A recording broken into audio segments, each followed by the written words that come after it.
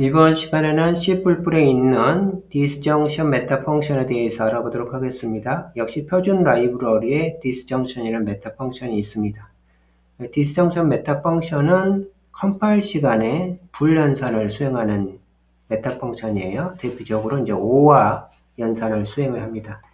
그럴 때 이제 컴파일 세상에서의 불 타입은 흔히 말하는 값이 불이거나 값이 false인 경우를 의미하는 것이 아니에요. 대신 뭐냐면 우리가 컴파일 시간에 존재하는 값을 표현하는 방법을 이미 trace 타입으로 명시를 하고 있습니다. integral underbar constants라는 타입이 이제 상수 값을 컴파일 시간의 상수 값을 표현했잖아요. 근데 그 중에 첫 번째 값을 불로 지정하게 되면 불 constants라고 만들어지고 여기 이제 두 번째 값을 true하고 false를 집어넣은 경우를 false underbar type, true underbar type로 했거든요. 그래서 결국 요걸 말하는 겁니다. 그래서 false underbar type이나 true underbar type를 가지고 뭘 한다는 소리냐면 이 OR 연산을 수행한다는 소리예요. 컴파일 세상에는 true, false가 아니라 이런 타입을 기반으로 해서 연산을 수행합니다. 그래서 이번 시간에 배울 메타 펑션이 있다라고 가정했을 때 어떤 식으로 기능을 하는지 알아보도록 하겠습니다. 어떤 타입을 아규먼트로 보내요. 타입이 근데 하나가 아닙니다. T1, T2 이런 타입을 쭉 해서 보냅니다. 보내면 이 메타 펑션이 수행을 할 겁니다. 그리고 수행한 결과를 어떻게 보내냐면 불상수값으로 보내는데 불상수값을 어떤 식으로 표현하냐면 true underbar type, false underbar type 이런 식으로 표현하잖아요. 그게 이제 최종적으로 여기에 들어간다는 소리예요. 그럴 때 이 전달된 모든 녀석들에 대해서는 어떻게 생각하냐면 false underbar type로부터 상속받거나 true underbar type로부터 상속받는다고 가정을 합니다.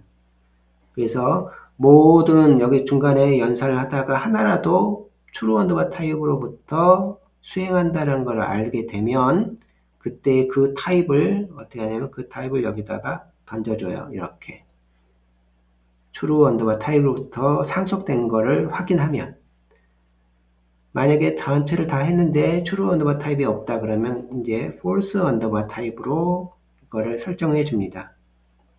즉 기본적으로 우리가 생각하는 OR 연산자는 이제 이런 식으로 작동을 하잖아요. 그걸 이제 컴파일 시간에서 이제 구현을 하는 겁니다. 그럴 때 이제 구현 방법은 역시 템플릿에 대한 특수화, 클래스 템플릿에 대한 특수화를 이용하거나 그다음 결과가 버라이어 템플릿의 결과이기 때문에 이제 버라이어 템플릿의 특수화를 이용해서 역시 동일하게 구현을 할 수가 있습니다.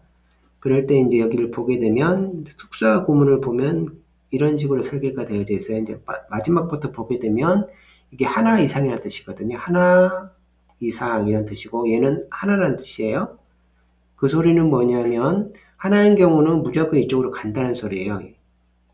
그 다음에 여기부터는 하나는 빼고 하나는 이쪽이 감당하니까 2개 이상은 여기서 처리한다 이런 의미입니다. 그러면 여기는 자동스럽게 0이 되는 거예요. 프라이머리 템플릿은 0개를 의미하고 그 다음에 하나, 그 다음에 2개 이상 이런 식으로 구분이 됩니다. 그러면 모든 경우의 수에 대해서 전달되는 아규먼트 수를 말하는 겁니다. 그랬을 때 없는 경우는 기본적으로 false underbar type로 명시를 하고 하나인 경우는 이 B가 false underbar type이든 true underbar type이든 아래로부터 상속을 받은 거니까 그걸 그대로 씁니다.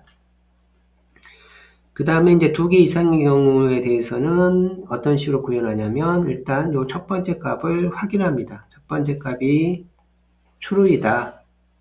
기본적으로 여기 false underbar type이나 true underbar type로 상속받게 되면 내부에 value라는 값이 있잖아요. 그 값이 true이면 B로 결정을 해버리고 이때 conditional T가 사용됩니다. 그래서 요 타입이 되는 거고 만약 그런 경우가 아니면 나머지를 또 조사를 합니다. 그래서 계속 가다가 true underbar true 값이 되는 순간 그 타입으로 결정합니다. 근데 여기서 이제 자세히 보면 한 가지 의문을 가질 수가 있어요. 이 conditional T가 결국은 논리적으로 보게 되면 OR 연산자잖아. 그러면 이 타입들을 가져다가 B1하고 그 다음에 뭐 있는 쪽을 이런 식으로 OR 연산자로 연결하면 안 돼? 뭐 이런 생각을 할 수가 있어요. 물론 이제 구현을 할 수가 있는데 이런 식으로 구현을 하지 않습니다. 컴파일 시간에는. 왜냐하면 이런 구문이 일단 등장하게 되면 이 구문 조사를 다 해야 되잖아요. 일단 컴파일 과정은 크게 이제 구문 조사가 수행이 되고 그 이후에 이제 그 문맥 조사가 들어가요. 그러니까 어떤 의미인지를 분석하게 됩니다. 그런데 이 구문 조사는 어쨌든 이런 식으로 구문이 있으면 다 조사를 해서 구문 오류가 있는지를 체크를 해야 되거든요. 근데 컴파일 시간에 이쪽 비용이 생각보다 많이 든다는 거예요. 그래서 어떤 식으로 설계를 하냐면 이런 식으로 구문을 확장하는 것이 아니라 특수화를 풀어가는 형식으로, 즉 템플릿이 가지고 있는 그 늦은 평가를 기반으로 해서 설계를 하게 돼요. 그게 대표적으로 컨디셔널 T입니다. 이 녀석이 어떻게 한다는 소리냐면 일단 왔을 때 이쪽이 true이면 B가 되잖아요. 그러면 이제 B를 평가합니다. 그리고 그 이후로 B 이후에 이제 B and들이 있잖아요. B and에 대해서는 추가적으로 평가를 하지 않아요. 물론 여기 보면 전달은 됩니다. 전달은 되지만 우리가 여기서 뭘 사용하고 있는 거냐면 템플릿 클래스의 이름만 사용했지 내부를 사용하지 않잖아요. 그러면 템플릿은 사용하지 않으면 그 부분에 대해서는 없는 것처럼 취급을 해버리잖아요. 그래서 이 부분이 요 이름만 전달하는 용도로 해서 이 클래스 이름만 딱 등장을 하고 나머지 이후로는 존재를 안 하는 식으로 해서 끝내버려요. 그래서 평가를 안 합니다. 아예 문장이 없는 것처럼. 여기 첫 번째 B가 true인 경우에 대해서는. 그래서 컴파일 시간에 대해서 하다가 딱 조건을 만족하는 순간 구문조사 관련된 내용을 아예 수행을 하지 않습니다. 그래서 빠르게 컴파일을 할 수가 있어요. 그래서 메타 프로그래밍에서는 컴파일 시간을 어떻게 줄이느냐가 중요합니다. 그럴 때 그 핵심은 뭐냐면 구문조사 자체를 할 필요가 없도록 만들어 버리는 거예요. 그래서 그때 역시 컨트롤 T를 이용하게 되면 그런 혜택을 볼 수가 있습니다. 동일한 구현을 이번에는 여기 보면 이제 최종적으로 구현하고 난 다음에 언더바 V에 대해서는 가져와서 쓰면 되죠. 그럴 때 variable template를 하나 만들어서 사용하면 됩니다. 역으로 만드는 경우는 이제 동일합니다. 실은 역으로 만드는 경우를. 그럴 때 이제 보면 이 부분은 variable template에서 이 부분을 그대로 가져올 거예요. 저기 보면 이 부분에 대응하는 프라이머리에 대응하는 프라이머리 variable template를 만듭니다. 그럴 때 따따따 해주고 그다음에 여기는 값이 들어와야 되잖아요. 그래서 이제 불을 써줘요. 이거 했을 때 내부에 value 값을 써줍니다. 그 다음에 이제 하나인 경우에는 오게 되면 역시 그 안에 있는 값을 써줍니다.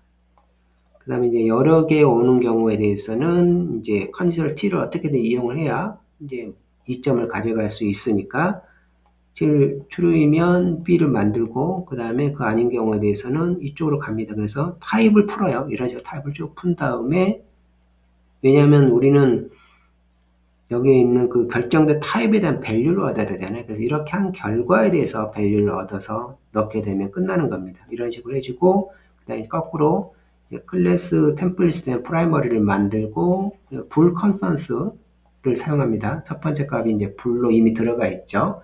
값만 쭉 넣어주게 되면 이 여기는 가게 되면 완성이 됩니다. 그래서 실제 사용을 해보게 되면 이제 same을 사용해 봤어요. same 같은 경우는 그 false underbar type 또는 true underbar type로 되잖아요. 그래서 이 경우에 두 개가 같으면 true underbar type이 됩니다. 그래서 얘가 문제가 없는 거예요. 이 부분은 이제 false underbar type이 될 거고 여기는 둘 다 false입니다. 그리고 이 경우는 기본 false는 여기다가 낫을 써놨으니까 이제 문제가 없는 거고요. 그 다음 아까 두 번째 버전은 T disjunction으로 만들었거든요. 동일하게 했을 때 이제 문제가 없습니다. 그 다음으로는 조금 전에 배운 내용을 기반으로 해서 조금 더 확장을 해보도록 하겠습니다. 이번에 만들 내용은 뭐냐면 이런 내용을 만들고 싶은 거예요. 이제 이런 예제가 등장하기 때문에 제가 코드를 한번 작성해 봤습니다. 일단 내용이 뭐냐면 일단 이런 식으로 만들었어요. 보면 여기가 T가 TS니까 이게 하나 이상이라는 뜻이거든요. 하나 이상에서는 이쪽을 하고 이쪽은 0이잖아요. 그래서 만약에 전달되는 것이 0이면 false underbar type으로 동일하게 갑니다. 그런데 이제 하나 이상인 경우에 대해서는 어떤 식으로 처리하냐면 이런 식으로 처리를 하고 있어요. disjunction을 그대로 이용합니다. 그래서 여기서 t가 오고 그다음에 이거를 이제 파라미터 팩이라고 부르잖아요. 이 템플릿에서 사용된 경우는 템플릿 파라미터 팩이라고 부르거든요. 템플릿 파라미터 팩이라는 일단 팩에 대한 내용을 잠시 일단 리뷰를 좀 해볼게요. 팩이 있습니다. 팩이라는 거는 뭐냐면 이렇게 밀봉하는 겁니다. 그래서 타입들이 여기 T1, T2 뭐 이런 식으로 타입들이 들어가 있어요. 걸어놓고 이거를 TS로 팩하는 겁니다. 이걸 팩했다라고 합니다. 팩 이름이 이제 TS예요. 팩이 된 대상들은 다음 문장에 등장할 때는 항상 팩 익스펜션 형태로 사용이 되어야 됩니다. 팩 익스펜션이라는 구문 형태가 있어요. 컴파일러에서 지정된 이 팩 익스펜션은 어떤 식으로 구성이 되어지냐면 이제 패턴 부분하고 엘립시스라고 해서 점으로 점 3개로 구분이 됩니다. 그래서 예를 들어서 여기 팩인데 이 부분이 이제 뭐냐면 이렇게 점이 뒤에가 있는 것처럼 보이지만 이 부분이 팩 익스펜션 구문이에요. 그 패턴을 나누면 TS라는 패턴하고 따따따로 나눠지는 겁니다. 이게 이제 패턴입니다.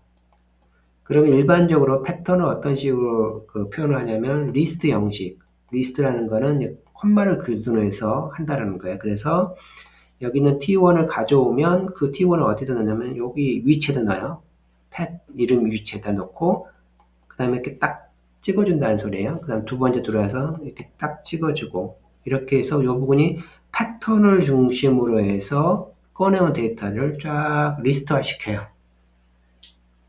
그래서 팩 익스펜션은 기본적으로 패턴 부분하고 엘립시스 파트로 나눠집니다. 그래서 이럴 때 어떻게 이 부분을 패턴이 어디까지인지 이제 그거를 알아내는 방법들이 있습니다. 스펙 문서에서 어떻게 했을 때 이 부분이 패턴 영역이다 이런 식으로 알아내도 돼요. 어쨌든 그랬을 때 이 부분을 가져와서 이제 풀어냅니다. 그 다음에 여기도 풀어내는데 여기 보고 되면 이 부분이 이제 여기를 보면 이 부분이 팩이라고 했잖아요. 그 이후에 등장하는 이 부분이 다 뭐가 되냐면 팩 익스펜션 구문이 됩니다. 그래서 이쪽은 패턴이 TS가 패턴이 되는 거고 이쪽은 패턴이 뭐가 되냐면 요거하고 따따따하고 동격에 있는 영역에 이 부분이 뭐가 되냐면 패턴 영역이 돼요. 그래서 전달된 값이 뭐 T1, T2가 된다면 어떻게 된다는 소리냐면 is same 패턴을 그대로 쓰고 T는 그대로 있고 그다음 TS가 이제 T1이 되고 이게 딱 하나 패턴이 끝나는 겁니다. 그런 다음에 리스트 형식으로 한다고 했으니까 찍어가면서 쭉 푼다는 소리예요. 그때 풀 때는 풀어서 요 부분이 뭐냐면 다음에 들어올 때 요 사이에 들어온다는 소리예요. 이미 여기 있잖아요. 다음에 들어올 때 여기다 이 안으로 들어와요. 그래서 어떤 식으로 되냐면 꺼내와 가지고 어떤 식으로 배치를 하냐면 오른쪽으로 배치를 하잖아요. 그래서 이거를 unary right 폴더라 불러요. 오른쪽으로 가기 때문에 폴더 푸는데 이 두루마리를 오른쪽으로 풀면서 하나씩 가져서 넣는다는 뜻이에요. 그래서 right 폴더링이라고 부릅니다. 어쨌든 이런 식으로 하게 되면 이 is same 구문이 쫙 퍼져서 들어간다는 소리잖아요. 근데 이런 녀석들이 다 뭐냐면 false type underbar, false underbar type 또는 true underbar type로부터 상속받은 거잖아요. 그러니까 이거를 디스정션에 넣을 수가 있게 돼요. 그런데 이렇게 이 구문이 갖는 의미가 뭐냐? 이 소리는 T가 이 뒤에 있는 TS 타입들 중에 있느냐 이런 의미가 되잖아요. 여러 개의 타입을 쭉 나열하고 그 타입이 이 안에 있어 이런 용도로 설계를 하는 겁니다. 주로 이제 사용하는 용도를 보게 되면 이런 식으로 이제 사용해요. 내가 인트란 타입을 가지고 있어요. 근데 이 인트란 타입이 이 안에 있어. 그래서 그 리스트를 쫙 만듭니다. 그래서 볼 타입이냐, 캐릭터 타입이냐, 와이드 캐릭터 타입이냐, 그 다음에 short, int, long에서 결국 이걸 정수형이라고 불러요.